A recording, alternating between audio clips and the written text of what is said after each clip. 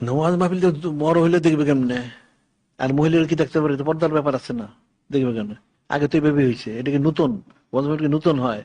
এখন এই মুনাফেক গুলি, ওলামা ইসুগুলি এটা জারি করছে, কুফরিটা জারি করছে। এটা তো দেখা তো শর্ত না, শোনাটা শর্ত, আমল করাটা শর্ত, সেটা মূল বিষয়।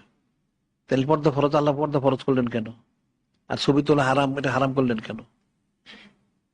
সেটাই বললাম, এগুলি তো দিন ইসলামই বুঝে না। এগুলি যারা এই সমস্ত কাজ করে গেলি, দিনও বুঝে না, দুনিয়াও বুঝে না। একা ঠিক আবু জাহেলের মতন এগুলি, আবু জাহেলের কায়মকাম। আবু জাহেল দিনও বুঝে না, দুনিয়াও বুঝে না, যার জন্য এরা এই কুফরি করে মরে গেছে। এদের অবস্থা সেরকম। একজন ওয়াজ ওয়াজ করবো, যারা শ্রোতা সামনে তারা শুনতে পারে, সব শ্রোতা তো সামনে থাকে না, তার দূরে তো শুনবে। দেখা তো শর্ত না। দেখা যদি ছবি তুলে দেখার শর্ত থাকতো, তাহলে তো ছবি তুলে জায়েজ থাকতো না, আউযুবিল্লাহ।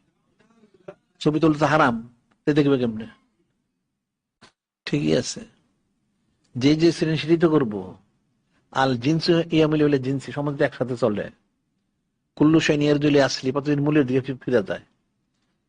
তাদের ভিতরে হচ্ছে কুফরি, তো কুফরিতে প্রকাশ পাবে, ইমানটা প্রকাশ পাবে। ইমান তো নাই।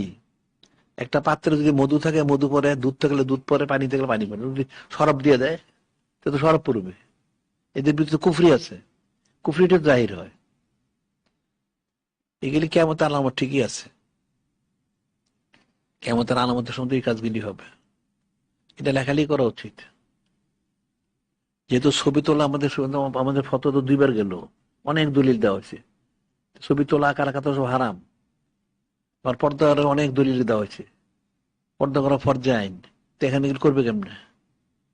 তাহলে সে তো কোরআন শরীফের সরাসরি আদেশ অমান্য করলো, হাদিস শরীফ আদেশ অমান্য করলো, কাফের হয়ে গেল।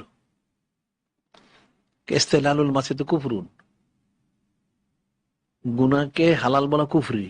তার সে কুফরি কাজ করতেছে তারা, কিন্তু মুসলমান নয় এগুলি।